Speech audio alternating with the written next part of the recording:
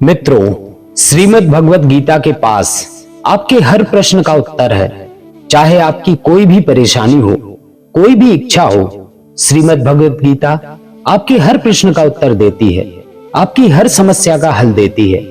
चाहे वह परेशानी आपके मन की हो या आपके धन की हो या आपके शरीर की हो या आपके रिश्तों की हो, आपको अपनी हर समस्या का उत्तर श्रीमद् भगवत गीता में जरूर मिलेगा। आज हम उसी श्रीमद् भगवत गीता के ऐसे 11 अनमोल उपदेश आपको बताएंगे जो आपकी पूरी जिंदगी बदल देंगे। बस आप इन बातों को वीडियो के अंत तक ध्यान से सुनिए। जो भी व्यक्ति इस वीडियो को अंत तक सुनेगा, उसे अपनी जिंदगी की हर परेशानी का हल अवश्य मिलेगा। उसे अपनी जिंदगी में जो कुछ भी चाहिए वह उसे जरूर मिलेगा। मित्रों, वीडियो शुरू करने से पहले आपसे एक अनुरोध करना चाहूंगा कि जो मित्र हमारे चैनल श्री कृष्ण राधा कुंज पर नए हैं, जिन्होंने अभी तक चैनल को सब्सक्राइब नहीं किया है, तो आप चैनल को सब्सक्राइब जरूर करें और वीडियो को लाइक करें। साथ ही अपने प्रियजनों को वीडियो शेयर जरूर करें, जिससे उन्हें भी श्रीमद् भगवत गीता के जीवन बदल देने वाले उपदेशों का लाभ मिल सके। तो चलिए शुरू करते हैं आज का वीडियो। श्रीमद् भगवत गीता का पहला उपदेश यही है कि कोई अगर आपका अपना है या कोई आपसे बड़ा है, तो उसका अपने प्रति गलत व्यवहार कभी भी सहन नहीं करना चाहिए। यह गीता का उपदेश हमारी जिंदगी से भी जुड़ा है। हम भी अपने मन के अधिकतर तकलीफों को यह सोचकर जिंदगी भर सहते रहते हैं कि यह तो मेरा अपना है, यह तो मेरा बड़ा है, इसको हम कैसे कुछ कह सकते हैं। हम अगर नहीं सहेंगे, कुछ कह देंगे तो हमारे रिश्ते ही खराब हो जाएंगे, हमारे रिश्ते ही समाप्त हो जाएंगे।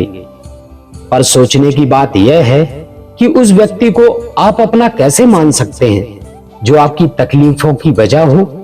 अपना तो वह होता है जो हमारी तकलीफों को दूर कर दे। तो गीता का यह उपदेश है कि किसी को भी अपना फायदा मत उठाने दो, किसी को भी खुद पर जुल्म मत करने दो, क्योंकि आप जितना सहेंगे, लोग आपको उतना सहने के लिए और मजबूर करेंगे। गीता का पहला अध्याय, जिसका नाम अर्जुन ने साध योग, और दूसरा अध्याय जिसका नाम सांख्य योग है, उसके आरंभ में अर्जुन ने श्री कृष्ण के आगे अपना दुख प्रकट किया है कि हे केशव, मैं कौरवों से कैसे युद्ध कर सकता हूं। यह सब तो मेरे अपने ही हैं। मैं कैसे भीष्म पितामह और गुरु द्रोणाचार्य से युद्ध करूंगा, क्योंकि वह दोनों मेरे पूजनीय हैं। इसलिए इन गुरुजनों को मानने से तो अच्छा है कि मैं भिक्षा के अन्न को खाकर अपने जीवन का गुजारा करूं। और जिन कौरवों से मैं युद्ध करने जा रहा हूं, वह सब धृतराष्ट्र के पुत्र यानी मेरे भाई ही हैं, मेरे अपने ही हैं। इन सबको मानने से अच्छा है कि मैं सन्यासी बन जाऊं। तो श्री कृष्ण ने अर्जुन से कहा कि यहाँ कौन अपना है, कौन पराया है। जो धर्म करता है उसके साथ युद्ध करना तुझे मोक्ष और मुक्ति देगा। तू अपने इस मन के मोह को त्याग दे, नहीं तो सारा जग तेरी निंदा ही करेगा, तुझे डरपोक कहेगा। बात अपने पर आए की नहीं है, बात धर्म और अधर्म की है, बात सही और गलत की है। अगर तू गलत को सहेगा, उसका अंत नहीं करेगा, तो गलत करने वालों को और बल मिलेगा, वह और भी गलत करेंगे। इसलिए मन के मोह को त्याग करके तू युद्ध कर। महाभारत की एक और कहानी भी है। जब अर्जुन के पुत्र अभिमन्यु की मृत्यु हो जाती है, तब अर्जुन बहुत दुखी होता है, रोने लगता है। वह श्री कृष्ण से कहने लगा कि मेरा पुत्र अभिमन्यु मर गया है, मैं ये दुख बिल्कुल भी सहन नहीं कर सकता, मैं भी अपने आप को समाप्त कर लूंगा। फिर भगवान श्री कृष्ण उसे आत्माओं के लोक में लेकर गए, जहां अभिमन्यु आनंद से बैठा हुआ था, क्योंकि उसने क्षत्रियोचित व्यवहार किया था, इसलिए उसे उत्तम पद की प्राप्ति हुई थी। जब अर्जुन अभिमन्यु के पास रोते हुए पहुंचा, अपने पुत्र को देखकर अर्जुन बहुत प्रसन्न हुआ। उसे गले लगाकर कहने लगा कि हे पुत्र, तेरे बिना तो मैं जी ही नहीं सकता, मैंने तो अपने जीवन की आशा का ही त्याग कर दिया है। तो अभिमन्यु कहने लगा कि आप कौन हैं? अर्जुन बोला, मैं तेरा पिता हूं, तू मेरा पुत्र है अभिमन्यु। तो अभिमन्यु कहने लगा कि कौन पिता, कौन पुत्र? मेरे हजारों जन्म हुए हैं। किसी जन्म में आप मेरे पिता बनते हैं और किसी जन्म में मैं आपका पिता बनता हूं। आत्मा का ना कोई माता होता है ना कोई पिता होता है। जब अर्जुन ने देखा कि मेरा पुत्र मुझे पहचान भी नहीं रहा तो उसका सारा मोह खत्म हो गया। इसलिए गीता के इस उपदेश को ठीक से समझ लो कि यहां कोई अपना पराया नहीं है। जो बुरे वक्त में, तकलीफ के वक्त में हमारा साथ दे, सिर्फ वही हमारा अपना है, बाकी सब पराये हैं। भगवत गीता का दूसरा उपदेश यह है कि जो चला गया है कभी उसका दुख मत करो और जो आने वाला है उसकी बिल्कुल भी चिंता मत करो। जब महाभारत का युद्ध चल रहा था तब अर्जुन ने श्री कृष्ण से कहा कि अगर यह युद्ध हुआ तो करोड़ों लोग मारे जाएंगे। जो सैनिक और योद्धा इस युद्ध में मारे जाएंगे उनकी स्त्रियों का क्या होगा, समाज कैसे आगे बढ़ेगा, और भी बहुत सी बातें अर्जुन ने विस्तार से कही हैं। तो भगवान श्री कृष्ण ने कहा, असोच्वा नन्व सोचस्त्वम प्रज्ञावादांस भासते गतासून गतासूचम नानु सोचंती पंडिता। अर्थात हे अर्जुन, तू बड़ी बड़ी ज्ञानियों जैसी बातें करता है, लेकिन जो सच में ज्ञानी होता है वह जो लोग मर चुके हैं, जा चुके हैं या एक दिन जाने वाले हैं उनकी चिंता नहीं करते, उनका दुख नहीं करते। तेरे हाथ में कुछ भी नहीं है, तू चाहकर भी कुछ भी कंट्रोल नहीं कर सकता। जीवन और मरण यह तो प्रकृति की नियति है। इसलिए जो ज्ञानी होता है वह किसी के मरने पर भी रोता नहीं है। ज्ञानी जन ना ही बीते हुए कल का शोक करते हैं और ना ही आने वाले कल की चिंता करते हैं। इसलिए जो होने वाला है वह होकर ही रहेगा और जो नहीं होने वाला है वह कभी नहीं होगा। ऐसा निश्चय जिसको समझ में आ जाता है, जिसकी बुद्धि में आ जाता है, उसे कभी कोई चिंता नहीं सताती, कोई दुख नहीं सताता। हमारे सारे दुखों का कारण ही यही है। या तो हम जो वक्त है गुजर चुका है उसे सोच सोच कर परेशान होते रहते हैं, यहां भविष्य की चिंता कर करके खुद को बीमार कर लेते हैं, नष्ट कर देते हैं। गीता का ज्ञान हमें यही सिखाता है कि ना तो हम बीता हुआ कल बदल सकते हैं और ना ही आने वाले कल को नियंत्रित कर सकते हैं। हमारे हाथ में सिर्फ वर्तमान है, सिर्फ आज का ही पल है। हमारा 98% तनाव और चिंताएं भूतकाल और भविष्यकाल के बारे में सोचते रहने से होती हैं। हम हमेशा उसी में ही जीते रहते हैं, अगर वर्तमान में कभी नहीं जीते। गीता का ज्ञान हमें यही सिखाता है कि ना तो हम बीता हुआ कल बदल सकते हैं और ना ही आने वाले कल को नियंत्रित कर सकते हैं। हमारे हाथ में सिर्फ वर्तमान है, सिर्फ आज का ही पल है। हमारा 98% तनाव और चिंताएं भूतकाल और भविष्यकाल के बारे में सोचते रहने से होती हैं। हम हमेशा उसी में ही जीते रहते हैं, मगर वर्तमान में कभी नहीं जीते, इस पल को कभी नहीं जीते। जब आप वर्तमान का पूरा आनंद लेना सीख जाओगे तभी आपकी जिंदगी से तनाव कम होगा, चिंताएं खत्म होंगी। वर्तमान में जीना एक बहुत बड़ी उपलब्धि है। हमारे हाथ में भी सिर्फ आज का ही पल है। हमें जो भी करना है आज ही करना है। कभी भी यह सोचकर समय को नष्ट नहीं करना चाहिए कि अभी मेरे पास बहुत समय बचा है। एक गुरुजी ने अपने एक शिष्य को पारस का पत्थर दिया। उनका वह शिष्य बहुत आलसी था, हर काम को कल पर टाल देता था। तो गुरुजी ने उससे कहा, मैं तुझे यह पारस का पत्थर दे रहा हूं। इस पारस के पत्थर से जब तू लोहे को स्पर्श कराएगा तो वह लोहा स्वर्ण बन जाएगा, सोना बन जाएगा। और यह पारस पत्थर मैं तुझे 1 महीने के लिए दे रहा हूं। जब 1 महीना समाप्त हो जाएगा तब मैं तुझसे यह पत्थर वापस ले लूंगा। तब तक तू इस पत्थर को अपने पास ही रख। गुरुजी का वह शिष्य बाजार में लोहा खरीदने के लिए गया तो उसे लोहे का वह दाम बहुत महंगा लगा। उसने कहा, थोड़ी देर रुक के ले लूंगा। जब लोहे का दाम कम हो जाएगा और उसकी बुद्धि में यह बिल्कुल नहीं आया कि इस लोहे को मैं सोने में बनाकर बहुत अधिक धन कमा सकता हूं, लेकिन उसके मन की सुस्ती, उसके मन के आलस की वजह से उसने उस काम को कल पर टाल दिया। ऐसे ही करते करते पूरा महीना समाप्त हो गया। फिर गुरुजी उस शिष्य के पास आ पहुंचे कि बताओ तुमने कितना सोना बनाया है। शिष्य बोला, मैंने तो अभी सोना बनाना शुरू भी नहीं किया गुरुदेव। तो गुरुजी ने कहा, मुझे मेरा वह पारस पत्थर वापस चाहिए। शिष्य बोला कि नहीं, मुझे थोड़ा वक्त दीजिए, मैं थोड़ा सोना बनाना चाहता हूं। गुरुजी ने कहा, यह पारस पत्थर पूरा 1 महीना तेरे पास था, पर तू कुछ नहीं कर पाया, लेकिन अब समय समाप्त हो चुका है। ऐसे ही हमारा यह जीवन है, हमारी जिंदगी है, और यह समय ही पारस पत्थर है। हम समय के एक एक पल से अपनी जिंदगी को सोना बना सकते हैं, लेकिन हमें यह लगता है कि हमारे पास बहुत समय बचा है।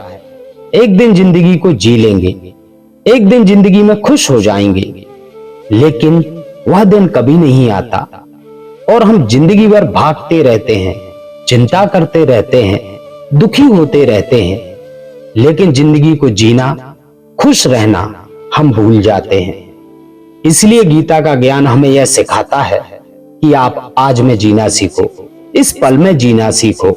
भगवत गीता का तीसरा उपदेश यह है कि मौत से डरना बिल्कुल व्यर्थ है।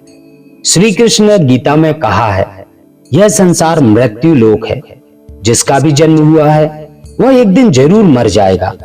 जिसका आरंभ हुआ है उसका अंत अवश्य होगा। हम इसे रोक नहीं सकते। जैसे हम रोज कपड़े बदलते हैं, वैसे ही हमारी आत्मा नया शरीर धारण करती है।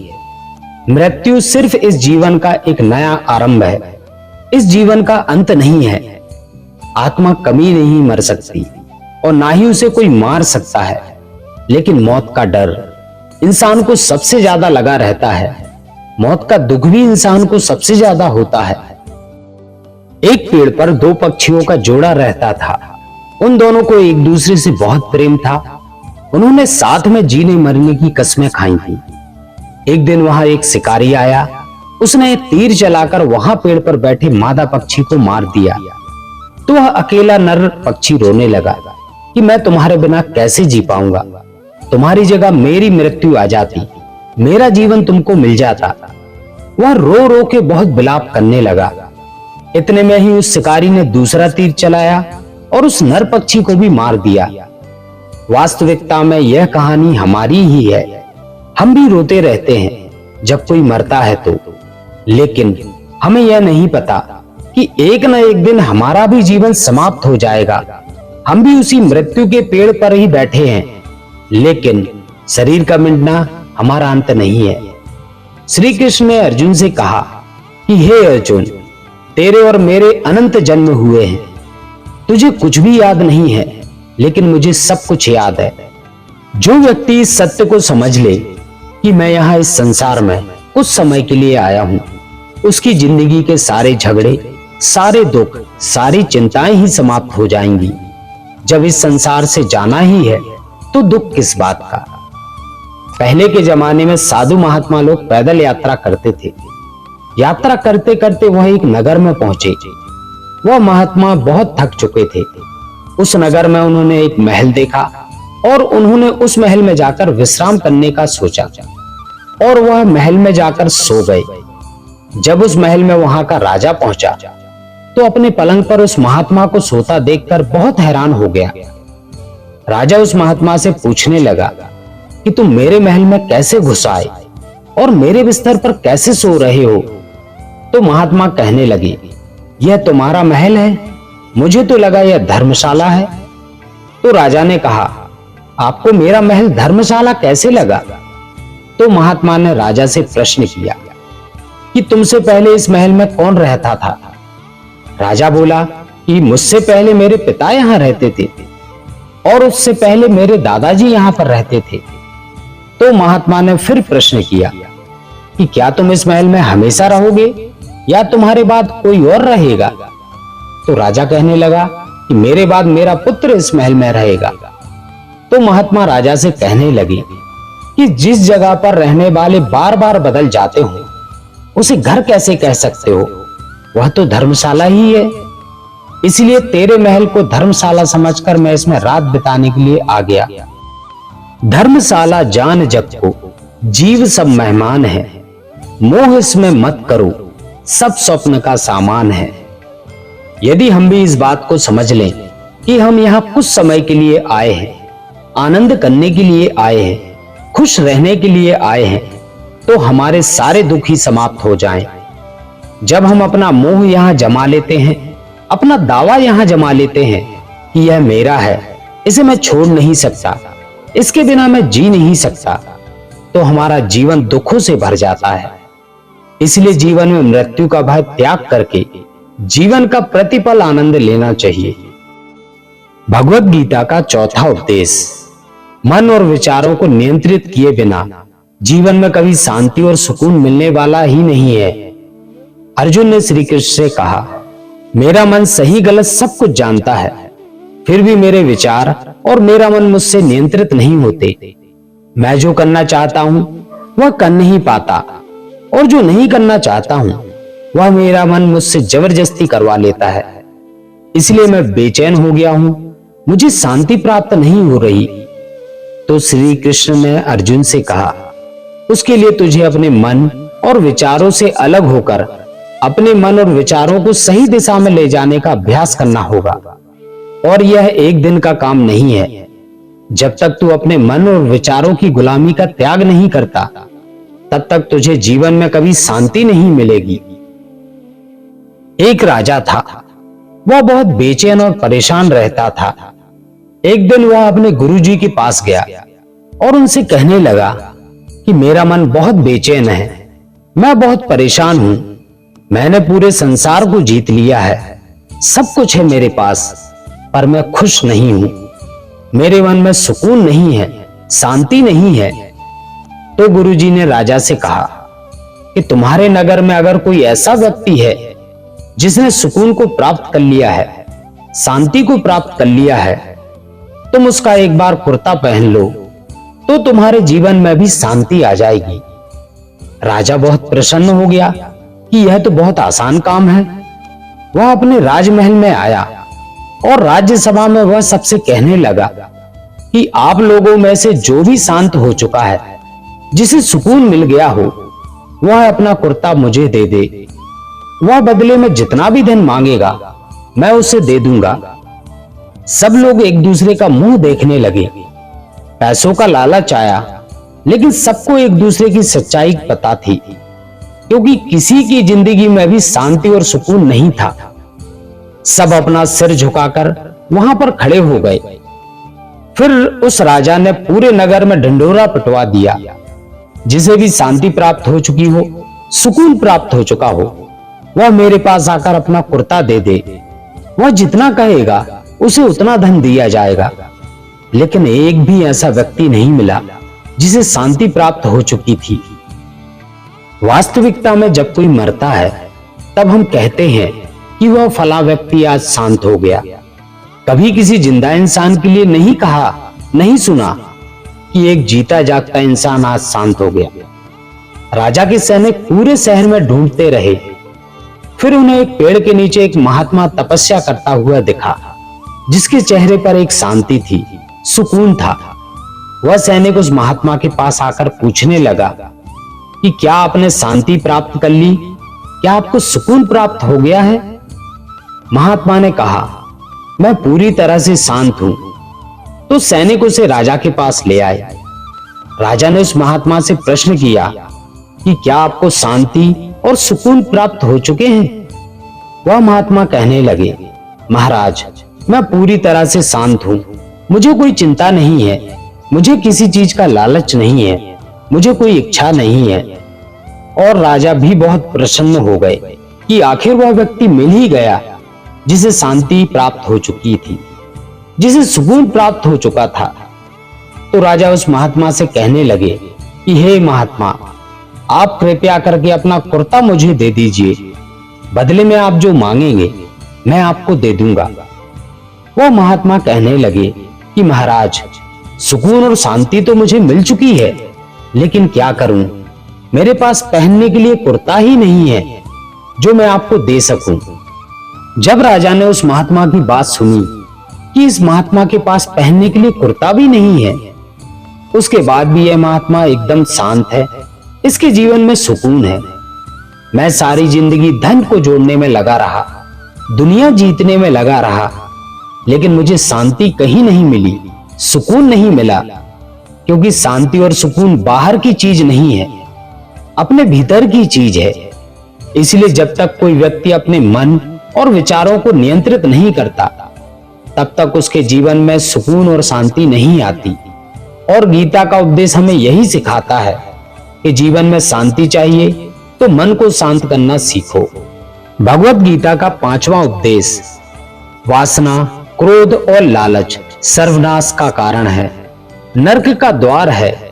जिस भी मनुष्य में यह 3 अवगुण होते हैं, वह हमेशा दूसरों को दुख पहुंचाकर अपने ही सुख और स्वार्थ की पूर्ति करता रहता है। किसी भी चीज की हद से ज्यादा वासना करना, क्रोधी स्वभाव होना और मन में लालच होना उसके जीवन के सुख को समाप्त कर देते हैं, उसके सारे रिश्तों में जहर भर देते हैं। उन्हें नरक का द्वार इसलिए कहा गया है क्योंकि जिस इंसान में अत्यधिक क्रोध है, लालच है, वासना है, उसका पूरा जीवन जहर से भर जाता है।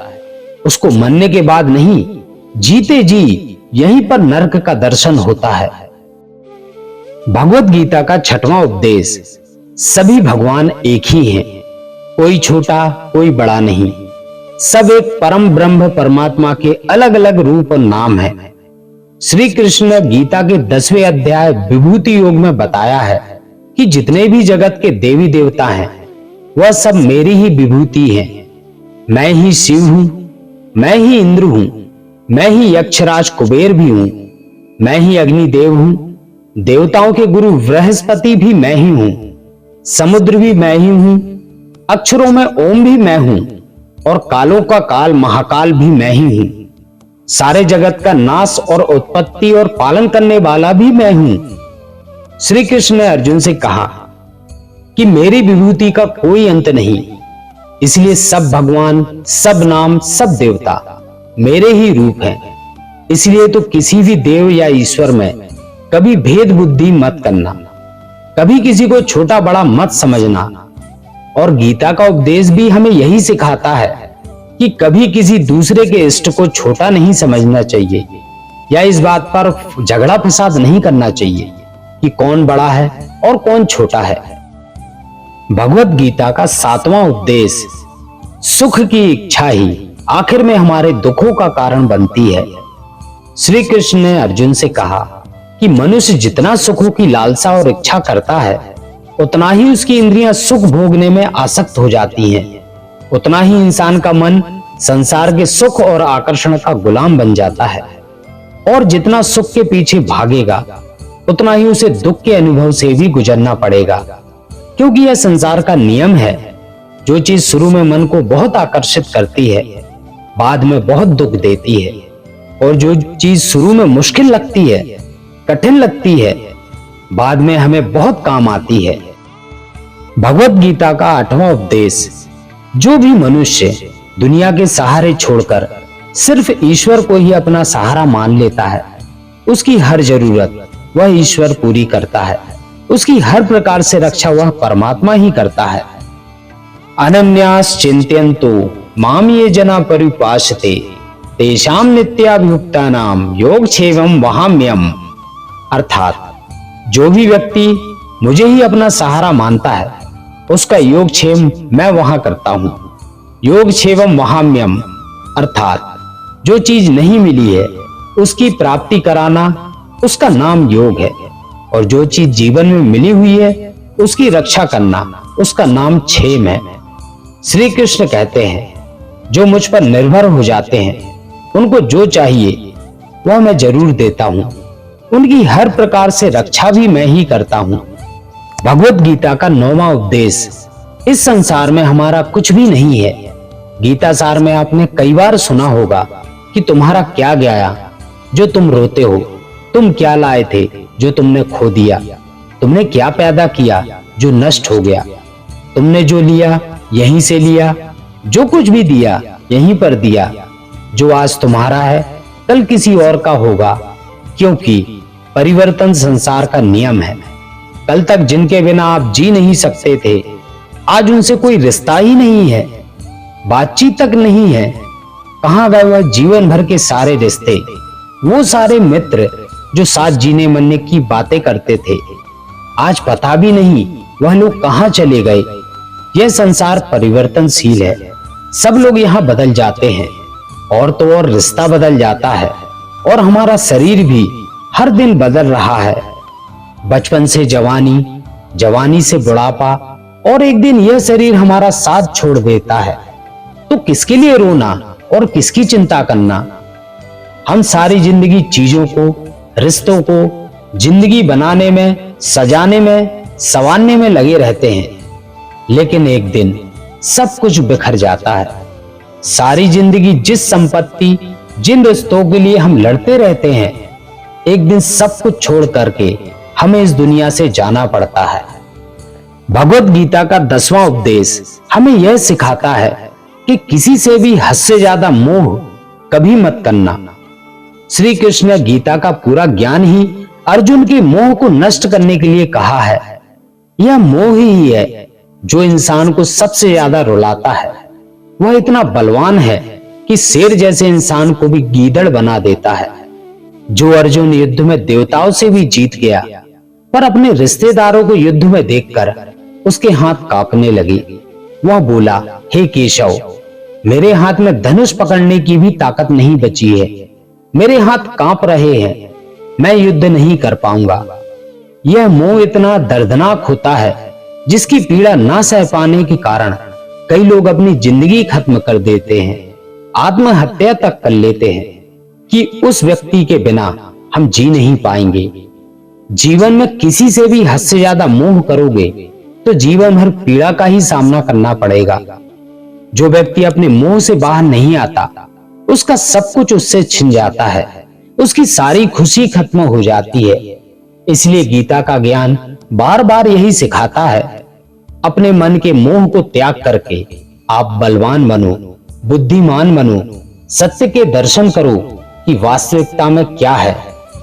क्योंकि हमारा मोह हमें हमेशा झूठ ही दिखाता है, झूठ पर ही विश्वास दिलाता है और दिल में झूठी उम्मीदें जगाता है, और यही है हमारे दुखों का सबसे बड़ा कारण है।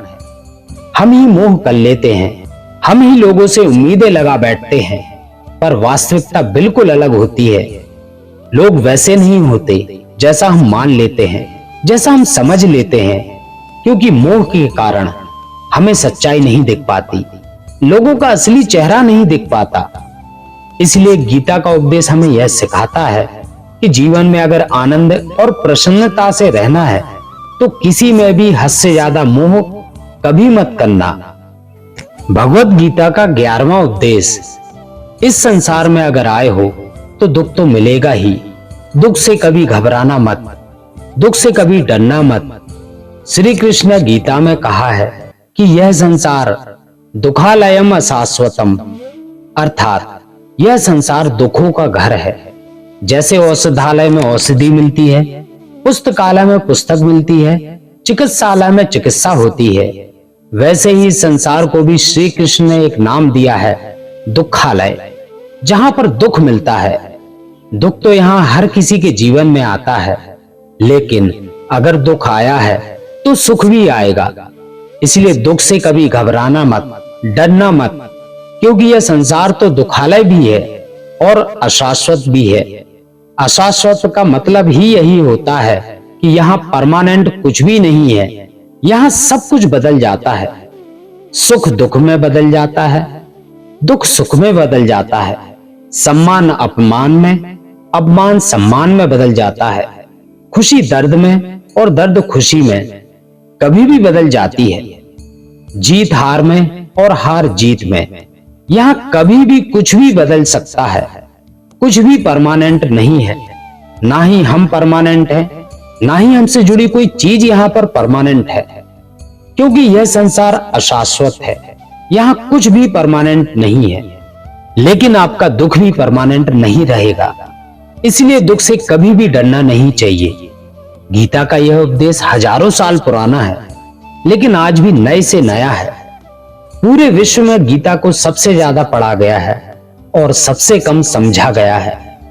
श्रीमद् भगवद गीता के यह उपदेश अगर कोई व्यक्ति ठीक से समझ ले और उसे अपनी जिंदगी में उतार ले, तो यह बात पक्की है वह अपनी जिंदगी में जो चाहे वो हासिल कर सकता है। अपने जीवन की हर समस्या से वह एक पल में बाहर आ सकता है। श्रीमद् भगवत गीता के इस दिव्य उपदेश को हमें बार बार सुनना चाहिए और हर रोज सुनना चाहिए।